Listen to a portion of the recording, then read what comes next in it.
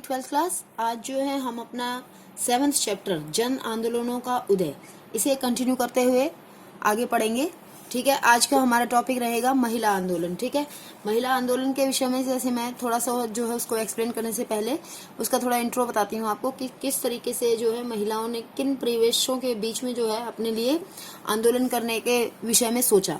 ठीक है, जैसे क्या था कि भारतीय समाज जो है प्राचीन काल से ही पुरुष प्रधान रहा है, यानी कि जो भी जितना भी जो सार्वजनिक जीवन होता है उन सब पर जो है पुरुषों का ही दबदबा रहा है, यानी कि पुरुषों के पास ज्यादा अधिकार होते थे सार्वजनिक जीवन से संबंधित।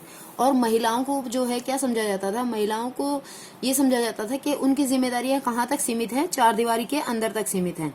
ठीक है, इसलिए जो है कहीं ना कहीं क्या हुआ है कि शुरू से ही स्टार्टिंग से ही बिल्कुल जो है महिलाओं के साथ जो है एक डिस्क्रिमिनेटिंग बिहेवियर अपनाते हुए उनके साथ जो है पूरे समाज के अंदर, पूरी सोसाइटी के अंदर जो है एक भेदभावपूर्ण व्यवहार किया जाता रहा है। ठीक है, तो अब जो है किस तरीके से किन जो है कौन कौन से ऐसे फैक्टर्स हैं जिनके कारण हम ये कह सकते हैं कि महिलाओं की स्थिति निम्न जो है कैसे हुई, किन कारणों की वजह से हुई है। देखो, सबसे पहला है दूसरे दर्जे के नागरिक। क्या होता है कि महिलाओं को जो है बेसिकली समाज में जो है निम्न स्तरीय या दूसरे दर्जे का नागरिक माना जाता है। ठीक है, यहाँ पर सबसे पहली बात हम अगर करते हैं कि लड़का और लड़की का मुकाबला। ठीक है, तो लड़कियों के मुकाबले में जो है लड़कों को ज्यादा प्रेफर किया जाता है, उनको ज्यादा महत्वपूर्ण समझा जाता है। ठीक है, समाज में जो है लड़की के जन्म पर जो है इतना प्राय माता पिता इतने प्रसन्न नहीं होते जितने कि लड़के के जन्म पर खुशी मनाई जाती है।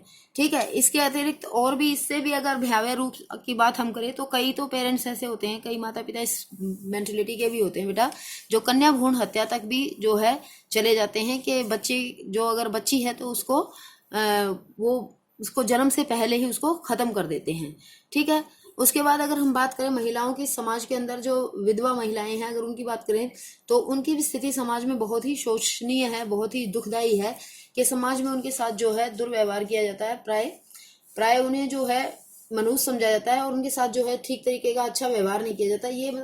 ये सब चीजें हमारी सोसाइटी के अंदर आज भी पाई जाती हैं।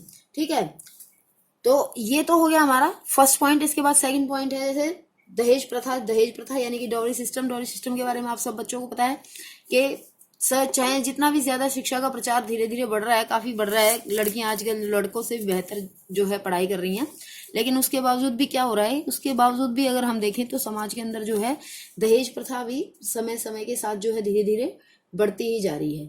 ठीक है, दहेज के कारण आज भी अनेक महिलाओं को सताया जाता है और उन्हें दहेज लाने के लिए मजबूर किया जाता है। इससे ज्यादातर महिलाएं तंग आकर के कई बार क्या कर देती हैं, कई बार तो लड़कियां जो है आत्महत्या तक भी कर लेती हैं। तो इसको दूर करने के लिए हालांकि जो है काफी सरकार के द्वारा जो है दहेज निरोधक कानून 1961 पारित किया गया था, और भी उसके अलावा भी बहुत सारी चीजें हैं जो दहेज को रोकने के लिए जो है सरकार के द्वारा जो कदम उठाए गए हैं, लेकिन फिर भी जो है हम दहेज प्रथा भी एक ऐसा कारक मानते हैं जिसके कारण से महिलाओं की स्थिति पहले से भी निम्नतर हुई है। ठीक है, उसके बाद थर्ड पॉइंट है समाज में महिलाओं के साथ दुर्व्यवहार। समाज में महिलाओं के साथ दुर्व्यवहार की जो है सबसे पहली बात अगर हम करते हैं कि घरेलू हिंसा। ठीक है, कि महिलाएं जो है, अगर आप समाचार पत्र वगैरह उठा करके देखेंगे तो आपको जो है नित्य प्रति आप पढ़ते हैं कि घरेलू हिंसा के शिकार जो है बहुत सारी महिलाएं पाई जाती हैं, उनके साथ जो है अभद्र व्यवहार किया जाता है। ठीक है, वो जो अगर मान लीजिए कि किसी प्रकार से महिलाएं अपने आप को ये महसूस करती हैं कि वो अब इन सब चीजों से छुटकारा पाने की कोशिश करती हैं और वो न्यायालय के समक्ष जाती हैं, और फिर भी वो है उनको क्या एक लंबी जटिल प्रक्रिया और बहुत ही खर्चीली प्रक्रिया, इन सब चीजों का सामना करना पड़ता है, क्योंकि न्यायालय में न्याय प्राप्त करना कोई आसान काम नहीं है। और जो हम तीसरी बात करें जो कि आज के समाज में सबसे अधिक व्याप्त हो रही है, ये जो सबसे बुरी बात है वो है बलात्कार जैसी आपराधिक घटनाएं। समाज के अंदर जो है ये बहुत ही ज्यादा जो है एक शोचनीय स्थिति पैदा हो गई है कि समाज के अंदर धीरे धीरे जो है इस तरीके के किस्से दिन प्रतिदिन बढ़ते ही जा रहे हैं।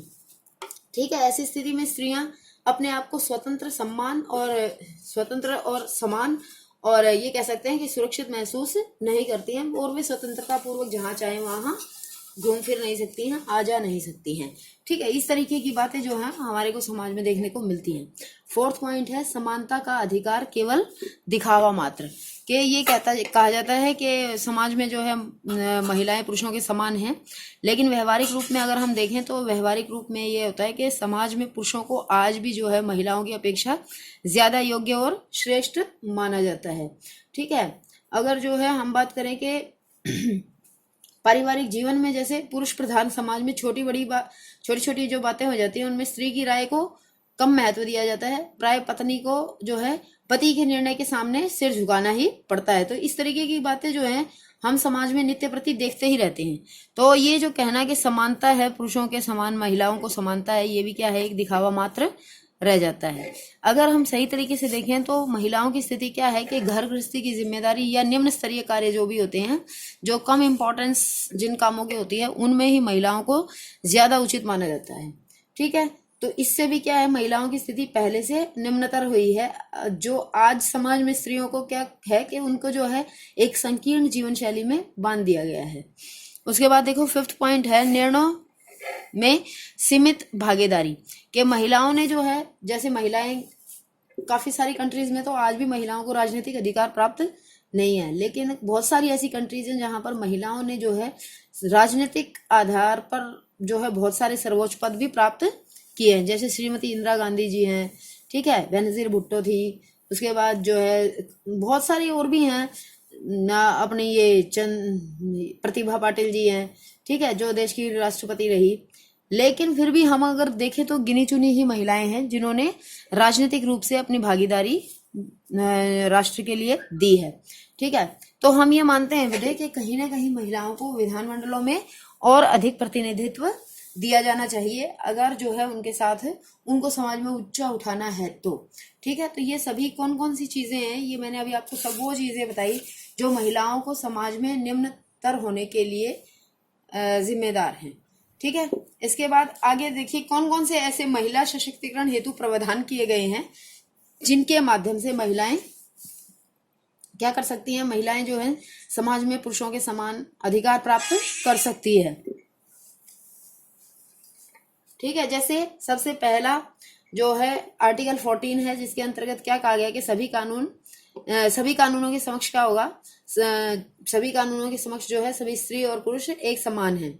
स्त्रियों से लिंग के आधार पर भेदभाव करने की पूरी तरह से मनाही की गई है आर्टिकल 14 के अनुसार, जिसमें हम कानून के समक्ष समानता की बात करते हैं। उसके बाद 15 में भी यही बात है कि किसी भी आधार पर जो, जैसे हम कहते हैं कि भाई सामाजिक किसी भी आधार पर जो है लिंग के आधार पर, जाति के आधार पर, रंग के आधार पर किसी भी प्रकार का कोई भेदभाव नहीं किया जाएगा।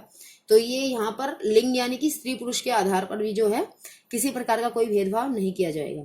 इसके बाद आर्टिकल 16 है, जैसे उसके अंतर्गत जो है समान कार्य के लिए समान वेतन का प्रावधान रखा गया है। ठीक है, समान अवसर प्रदान किए जाएंगे, किसी के साथ जो है पुरुष या स्त्री होने के नाते किसी प्रकार का भेदभाव नहीं किया जाएगा, और अगर कोई ऐसा करता है तो उसे कानूनन अपराध माना जाएगा। ठीक है, ये आर्टिकल 16 हो गया। उसके बाद आर्टिकल 19 में क्या कहते हैं कि सभी को क्या है, चाहे वो स्त्री हो या पुरुष, उसको सब कहीं घूमने फिरने की सब स्वतंत्रताएं हैं। जो 6 प्रकार की स्वतंत्रताओं की बात हम करते हैं, कई बार मैं आपको बता चुकी हूँ, तो वो सभी 6 प्रकार की सुविधाएं जो है वो कहाँ पर आती हैं, वो सब सुविधाएं जो हैं इसके अंतर्गत आती हैं आर्टिकल 19 के अंतर्गत, वो सभी स्वतंत्रताएं। ठीक है, उसके बाद 23 के अधीन क्या कहा गया है, आर्टिकल 23 में कहा है कि महिलाओं से बेगार लेने, उन्हें जबरदस्ती कार्य करवाने और महिलाओं से जो है देह व्यापार करवाने पर भी प्रतिबंध लगाया गया है। ठीक है, कि अगर किसी को ऐसा लगता है कि भाई उसके साथ कोई जबरदस्ती करने की कोशिश कर रहा है, उसे जबरदस्ती किसी काम में लगा रहा है, या जो है किसी भी और कोई इस प्रकार का कार्य हो रहा है जिसमें देह व्यापार का जैसे कार्य हो रहा है, तो उसके लिए भी क्या कर सकती है, महिलाएं जो है कानून के विरुद्ध कार्रवाई कर सकती है, उनके विरुद्ध जो है कानूनी कार्रवाई कर सकती है। ठीक है, उसके बाद आर्टिकल 42 में क्या कहते हैं, आर्टिकल 42 में कहते हैं कि काम की न्याय संगत और जो मतलब ये है कि 42 में क्या कहा गया कि काम की क्या है, जो काम की सिचुएशंस हैं जहां पर काम करने वाले हैं वो कैसे होनी चाहिए, वो अनुकूल होनी चाहिए। ठीक है, किसी को जो है जबरदस्ती किसी कार्य में नहीं लगाया जाना चाहिए, लेकिन जो है साथ में ये भी ध्यान में रखा जाए कि जहां पर भी काम किया जा रहा है वो वहां की स्थिति क्या होनी चाहिए, वो अनुकूल होनी चाहिए, ठीक होनी चाहिए। ठीक है, उसके बाद आर्टिकल 39 में घ में क्या कहते हैं, स्पेशली आर्टिकल 39 घ के अंदर कहा गया है कि पुरुषों और स्त्रियों दोनों को ही समान कार्य के लिए समान वेतन दिया जाना चाहिए। और आर्टिकल 73 और 74 आर्टिकल 73 और 74 नहीं, जो हमारा 73वां और 74वां संवैधानिक संशोधन है, उसके अंदर क्या कहा गया है कि महिलाओं के लिए जो है ग्रामीण स्थानीय संस्थाओं और शहरी स्थानीय संस्थाओं यानी कि ग्राम पंचायत और नगर निगम दोनों के अंदर जो है 50% आरक्षण की व्यवस्था की गई है। इनमें बेटे अनुसूचित जाति और जनजाति और पिछड़े वर्ग की महिलाओं को भी शामिल किया गया है। इसके बाद जो हमारा लास्ट वो पॉइंट आता है कि भाई और क्या है, महिलाओं की स्थिति को और ज्यादा सशक्त करने के लिए क्या किया गया है। हमारा जो है 86वां संवैधानिक संशोधन किया गया है 86। उसके अंदर क्या किया गया है कि बच्चों को शिक्षा का अधिकार दिया गया है, ठीक है, कि लड़के हों चाहे लड़कियां हों सभी को समान रूप से शिक्षा ग्रहण करने का अधिकार प्रदान किया गया है। इस तरीके से जो है ये इस तरीके से बात की गई है जिससे कि महिलाओं की स्थिति समाज के अंदर और ज्यादा सशक्त बने और ज्यादा जो है वो पहले से काबिल हो, ठीक है। तो ये जो है महिलाओं के सशक्तिकरण के लिए किए गए कुछ विशेष प्रावधान हैं। उसके बाद हम बात करते हैं कि महिलाओं के उत्थान के लिए उठाए गए कदम कि महिलाओं को जो है समाज में और अधिक आगे लाने के लिए क्या किया गया है। तो इसको जो है हम बुक से करेंगे डायरेक्ट, ठीक है। सबसे पहले देखो आप पॉइंट, कानूनों का निर्माण के विशेष रूप से है बहुत सारे ऐसे कानूनों का निर्माण किया गया है, जैसे हिंदू विवाह अधिनियम 1955, दहेज निरोधक कानून 1961, समान पारिश्रमिक कानून 1976, बाल विवाह निषेध अधिनियम 1978। ये सब आपको याद करने हैं, ठीक है। ये वेरी इंपॉर्टेंट पॉइंट है, जैसे मैंने यहाँ पर टिक लगा रखा है, ओके। तो ये सब चीजें जो है की गई हैं ताकि जो है महिलाओं का समाज के अंदर पहले से उनकी स्थिति बेहतर से बेहतरीन बन सके, ठीक है। उसके बाद सेकंड देखो, महिला अपराध प्रकोष्ठ तथा परिवार न्यायालय के विशेष रूप से क्या होता है बेटा कि जो ऐसे जो है न्यायालय अलग अलग अपराध प्रकोष्ठ यानी कि अलग अलग प्रकार से जो है महिलाओं के लिए स्पेशली न्यायालय बनाए गए हैं, स्पेशल सेल्स बनाई गई हैं जिनमें जो है महिलाओं को ध्यान में रख करके वो बनाई गई हैं, ठीक है, जो केवल महिलाओं की शिकायतें सुन करके उन पर तुरंत कार्रवाई करती हैं ताकि महिलाओं पर किए जाने वाले अपराधों को उनकी जो है जल्दी से जल्दी छानबीन करके और उनको जल्दी से समाप्त किया जा सके और अपराधियों को पकड़ के उन्हें दंडित किया जा सके, ठीक है। इसके साथ ही बड़े बड़े नगरों में भी अलग से परिवार न्यायालय स्थापित किए गए हैं जो महिलाओं के स्पेशली जो है महिलाओं पर हुए अत्याचार और परिवार संबंधी मामलों की सुनवाई करते हैं। इसके अतिरिक्त देखो, विवाह, तलाक, दहेज, पारिवारिक क्लेश, इस प्रकार का कोई भी चीज होती है तो उसके लिए भी अलग से न्यायालयों की स्थापना की गई है, ठीक है। ये न्यायालय जो है मामलों का शीघ्र निर्णय करने के साथ साथ जो है पति पत्नी में सुलह समझौता करवाने का भी प्रयत्न करते हैं ताकि जो है जो समाज है उसमें इस प्रकार से जो है टूटते हुए रिश्तों को बचाया जा सके, टूटते हुए परिवारों को बचाया जा सके, ठीक है। उसके बाद देखो थर्ड क्या है कि सरकारी कार्यालयों में महिलाओं की भर्ती। ये पहले क्या होता था कि जैसे मैंने आपको बताया कि महिलाओं को जो है सार्वजनिक जीवन में उनका ज्यादा इंटरफेयर नहीं होता था, लेकिन अभी क्या होने लगा है, अभी जो है महिलाएं भी जो है पुरुषों की भांति समाज के प्रत्येक वर्ग में अपनी भागीदारी निभाने लगे हैं, ठीक है। तो जो महिलाएं हैं वो पुरुषों की तरह ही जो है अब अलग अलग क्षेत्रों में, चाहे वो वायुसेना है, नौसेना है, जल सेना है, थल सेना है, हर जगह पर जो है तीनों ही हमारी सेनाओं में क्या है महिला अधिकारियों के रूप में भी उनकी भर्ती अब पहले से जो पहले नहीं होती थी अब वो होने लगी है, ठीक है। कई राज्यों में तो कुछ ऐसे थाने, जैसे आपने अपनी दादरी में भी देखा है कि स्पेशली ऐसा जो है महिलाओं के लिए महिला थाना भी है यहाँ पर, ठीक है। इसमें महिलाओं की आर्थिक स्वतंत्रता पहले से ज्यादा बढ़ी है। इस प्रकार की जो थाने वाने हैं वहां पर जाकर के महिलाएं क्या होती हैं कि अपने किसी भी प्रकार की शिकायत को जो है बिना हिचक के वहां पर जाकर के कह सकती हैं, ठीक है। इसके अलावा जैसे शिक्षा और डॉक्टरी का जो हमारा क्षेत्र है उसमें भी क्या है कि उसमें तो शुरू से ही महिलाओं का ज्यादा दबदबा रहा है, जिससे कि अगर देखो ज्यादा जो है अगर कामकाजी महिलाएं ज्यादा होंगी तो वो अपने आर्थिक रूप से सक्षम होने पर अपने निर्णय ज्यादा सजगता पूर्वक ले पाती हैं। ये खास बात रही है इसमें, ठीक है। उसके बाद देखो स्त्री शिक्षा। स्त्री शिक्षा का मतलब क्या है कि अब जो है जैसे जब हमारे देश आजाद हुआ था उस समय जो है हमारे देश के अंदर महिलाएं इतनी ज्यादा शिक्षित नहीं थी जितने पुरुषों की शिक्षा थी। हालांकि अभी भी जो है महिलाओं की का जो शिक्षा का जो देखा जाए अनुपात वो पुरुषों की अपेक्षा में कम है, लेकिन फिर भी सभी राज्य जो है इस क्षेत्र में काफी प्रयास कर रहे हैं।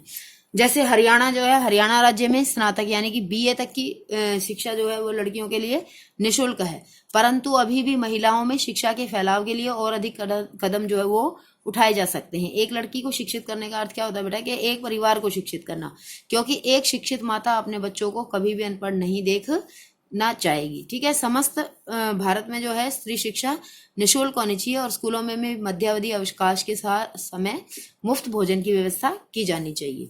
ठीक है, तो इस तरीके से जो है अगर जो है महिलाएं ज्यादा शिक्षित होंगी तो वो ज्यादा जो है उनकी ज्यादा चेतना जागृत हो पाएगी और वो ज्यादा अपने अधिकारों के प्रति सचेत रहेंगी और ज्यादा से ज्यादा व्यवसायों में शामिल हो सकेंगी और परिवार की आर्थिक स्थिति को सुधारने में भागीदार बन सकेंगी और स्वयं भी जो है वो आर्थिक दृष्टि से ज्यादा स्वतंत्र अनुभव करेंगी। ठीक है, तो इसलिए जो है स्त्री शिक्षा पर, विमेन एजुकेशन पर ज्यादा बल दिया जाना चाहिए। उसके बाद जो है राष्ट्रीय महिला आयोग के बारे में जैसे मैंने आपको पहले ही बता दिया है, पूरा टॉपिक बनाया मैंने राष्ट्रीय महिला आयोग के ऊपर कि राष्ट्रीय महिला आयोग का गठन जो है बेसिकली किस लिए किया गया है, ताकि महिलाओं पर जो भी अत्याचार, उत्पीड़न, उनका शोषण, अपहरण, जो भी उनसे रिलेटेड जो भी घटनाएं होती हैं उन सभी की जांच पड़ताल की जा सके और उनकी रोकथाम की जा सके।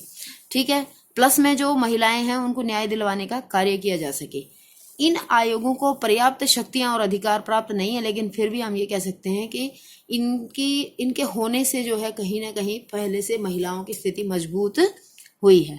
ठीक है, सभी राज्यों में महिला आयोग स्थापित किए जाने की मांग जो है काफी समय से चल रही है। कुछ राज्यों में जो है ये है और कुछ राज्यों में नहीं है। अगर हम बात करें कि राष्ट्रीय महिला आयोग की स्थापना कब की गई थी, तो 1992 में इसकी स्थापना की गई थी। ठीक है, उसके बाद 6 पॉइंट देखो, महिलाओं के लिए स्थानों का आरक्षण। कि महिलाओं के लिए स्थानों का आरक्षण क्या कहता है कि महिलाओं को जो है न केवल सरकारी नौकरियों में बल्कि संसद और विधानमंडलों आदि सभी जगह जो क्या है कि उनकी संख्या ये देखी जाती है कि अधिकारियों के रूप में जो है उनकी संख्या कम है या फिर राजनेताओं के रूप में भी उनकी संख्या कम है। तो 73वें और 74वें संवैधानिक संशोधन के द्वारा तो जो है उनका आरक्षण 50% तक कर दिया गया है। इसके अलावा भी जो है लोकसभा और राज्यसभा तक में जो है महिलाएं अपने आरक्षण की बात करती रही हैं। ठीक है, इसके बाद लिंग निर्धारण करने वाले परीक्षणों पर प्रतिबंध लगाया जाना चाहिए। कि जैसे कि मैंने आपको बताया था कि बहुत सारे ऐसे जो है माता पिता होते हैं जो कन्या भ्रूण हत्या जैसी आपराधिक घटना को अंजाम देने में घबराते नहीं है। तो अगर मान लीजिए इस लेवल पर सारा जो है ध्यान रखा जाए कि कोई भी ऐसा जो है बच्चे के लिंग के विषय में जानकारी न प्रदान की जाए। ठीक है, इसे गर्भ में जो इसमें गर्भ में जो भी हो, चाहे वो लड़की है चाहे वो लड़का है, तो उसके प्रति जो है किसी भी प्रकार का कोई भी विशेष एक तरीके से दृष्टिकोण नहीं बनता है। और अगर जो है गर्भ में अगर पुत्री भी है तो भी उसका जन्म जो है एक सामान्य बालक की तरह हो सकता है। ठीक है, तो कुछ स्त्रियां क्या आती है कि कुछ स्त्रियां तो समाज में जो है खुद ही इस कुप्रथा को काफी बढ़ा रही हैं। ठीक है, लेकिन ये कहीं ना कहीं क्या है कि सामाजिक व्यवस्था को बिगाड़ने का बहुत ही जो है एक खराब तरीका है। अगर हम बात करें कि वर्तमान स्थिति में हरियाणा में जो है, हरियाणा के अंदर 1000 पुरुषों के पीछे महिलाएं की संख्या जो है 1943 ही रह गई है। ऐसे अलग अलग स्टेट है हमारे, वहाँ पे अलग अलग जो है आंकड़े हैं इसके विषय में। केवल जो है हमारे जो केरल है या फिर एक आधा स्टेट और भी होगा जहाँ पर जो है महिलाओं की स्थिति ठीक है पुरुषों की अनुपात के हिसाब से। ठीक है, तो इस तरीके से जो है महिलाओं की स्थिति को सुधारने के लिए ये बहुत ज्यादा जरूरी है कि इस प्रकार के जो भी परीक्षण हो उन पर कानूनी रूप से पूरी तरह से प्रतिबंध लगाया जाए, पाबंदी लगाई जाए। और अगर वो इस कानून का कोई उल्लंघन करता हुआ पाता है तो उसके खिलाफ जो है सख्त कार्रवाई की जानी चाहिए। ठीक है, तो महिलाओं का जो हमारा क्वेश्चन है, महिला सशक्तिकरण हेतु संवैधानिक प्रावधान, ये हमारा इम्पोर्टेंट क्वेश्चन है। और ये भी इम्पोर्टेंट क्वेश्चन है कि महिलाओं के उत्थान के लिए कौन कौन से कदम उठाए गए हैं। ये कई बार जो है ये एग्जाम में आने की उम्मीद होती है 6 मार्क्स में। ओके, तो एक बार जो है मैं आपको एक्सरसाइज दिखाती हूँ जल्दी से, क्योंकि अब ये जो है हमारा लेसन कंप्लीट हो गया है। तो एक बार आप एक्सरसाइज देख लीजिए। देखिए एक्सरसाइज में जो है सूचना के अधिकार पर संक्षिप्त नोट 2014 में आया हुआ है। उसके बाद जन आंदोलनों की मुख्य विशेषताएं 2014 में आया हुआ है। ठीक है, इसके बाद जो है राष्ट्रीय महिला आयोग के 4 कार्य लिखे हैं, ये भी हमारा 2017 + 18 + 14 इतने टाइम आया हुआ है। ठीक है, इसके बाद भारत में किसान आंदोलन की विशेषताएं बताइए, ये 2014 में आया हुआ है ये क्वेश्चन। तो आप इन सब चीज़ों को ज़रूर ध्यान में रखेंगे। दलित पैंथर्स की स्थापना कैसे हुई, दलित पैंथर्स की गतिविधियों एवं सफलता का वर्णन करें, ये 2013 में आया, काफ़ी समय पहले। ठीक है, राष्ट्रीय महिला सशक्तिकरण हेतु संवैधानिक प्रावधानों का उल्लेख कीजिए, ये क्वेश्चन। और उसके बाद भारत में महिलाओं के उत्थान के लिए उठाए गए मुख्य कदम, ये 2013 में आया है सेट सी के अंतर्गत। ठीक है, तो बेटा सभी क्वेश्चन क्या हैं अपने जो है ये लेसन काफ़ी इंपॉर्टेंट है, न केवल छोटे क्वेश्चन आंसर्स के हिसाब से, बल्कि जो है छोटे के हिसाब से भी, 2 के हिसाब से भी, और 4 के और 6 के लिए भी जो है ये क्वेश्चन, ये लेसन इम्पॉर्टेंट है। ठीक है, आप इस लेसन को ढंग से तैयार करेंगे और अच्छे से रीड करेंगे और लर्न करेंगे। कुछ समझ नहीं आए तो आप जो है मुझसे पूछ सकते हैं। ठीक है, ओके बाय।